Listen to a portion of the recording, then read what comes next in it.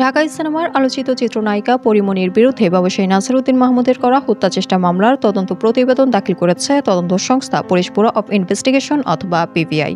Boat ক্লাবের সভাপতি ব্যবসায়ী নাসিরউদ্দিন মাহমুদ বাদী হয়ে ২০২১ সালের ৬ জুলাই ঢাকার সিনিয়র জুডিশিয়াল ম্যাজিস্ট্রেট রাজীব হাসানের আদালতে পরীমনি সহ ৩ জনের বিরুদ্ধে এ মামলা করেন। এ মামলার অন্য দুই আসামি হলেন পরীমনির সহযোগী ফাতেমাতুজ্জান্নাত বনি ও জুনায়েদ বগদাদি জিমি ওরফে জিম। তদন্তের পর পরীমনির করা ধর্ষণ বা হত্যা চেষ্টার কোনো প্রমাণ পায়নি পুলিশ। তবে পিবিআই গত ১৮ মার্চ নাসিরের করা পাল্টা অভিযোগের সত্যতা পেয়েছে মর্মে পরীমনি ও জিমির বিরুদ্ধে প্রতিবেদন দাখিল করেন।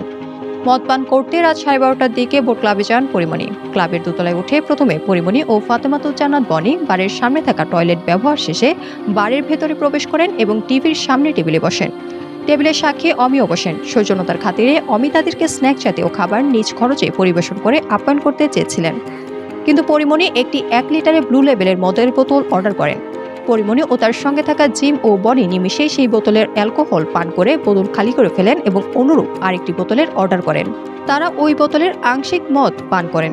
আড্ডার এক পর্যায়ে তাদের 2 থেকে 3 টেবিল পেছনে বোট ক্লাবের নির্বাহী কমিটির সদস্য এবং প্রতিষ্ঠাতা সদস্য নাসিরউদ্দিন মাহমুদকে আরও 2 জন ব্যক্তির সঙ্গে বসা দেখতে পান অমি।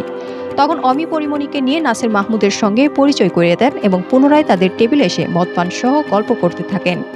কিছুক্ষণ পর নাসির মাহমুদ ও তার সঙ্গে থাকা 2 জন যখন বার থেকে চলে যাচ্ছিলেন, তখন পরীমনি নাসির মাহমুদকে ডেকে বললেন, ভাই আমি আসলাম আর আপনি এক্ষুনি চলে যাচ্ছেন, আমাদের সঙ্গে আর একটু বসেন, আসেন কিছুক্ষণ গল্প করি। তখন পরীমনির অনুরোধে নাসির মাহমুদ ফিরে এসে পুনরায় তার টেবিলে বসেন। কিছুক্ষণ পর ড্রিঙ্কস শেষে পরীমনি ওয়েটারকে আরও 1 লিটারের 3টি ব্লু লেভেল মদের বোতল সহ 2 বোতল ওয়াইন পার্সেল দেওয়ার জন্য অর্ডার করেন।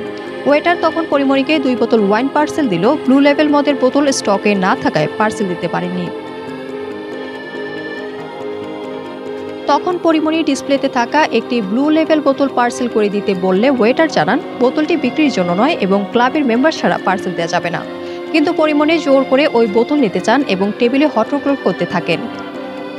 পরীমনি উত্তেজিত হয়ে কার্ড হোল্ডার বের করে 2-3টি ব্যাংক কার্ড দেখিয়ে বলেন, আমি কি ফকিরনি? আমার বিল আমি পরিশোধ করব, আমি এটাই নিব।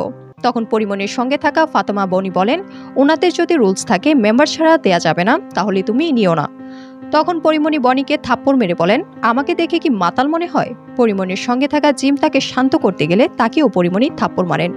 এক পর্যায়ে পরীমনি খুবই উত্তেজিত হয়ে টেবিলের ওপর থাকা গ্লাস, অ্যাশট্রে, বোতল ফ্লোরে এদিক ওদিক ছুটতে থাকেন।